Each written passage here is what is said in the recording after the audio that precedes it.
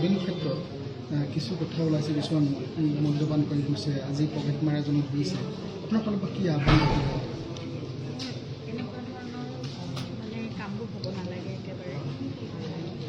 তাত যিহেতু এখন শান্তিস্থল আৰু এতিয়া সম্পূৰ্ণ তীৰ্থভূমিলৈ পৰিণত হৈছে ক'বলৈ গ'লে, গতিকে এই শান্তিভূমিত অশান্তিকৰ কামবোৰ হ'ব নালাগে।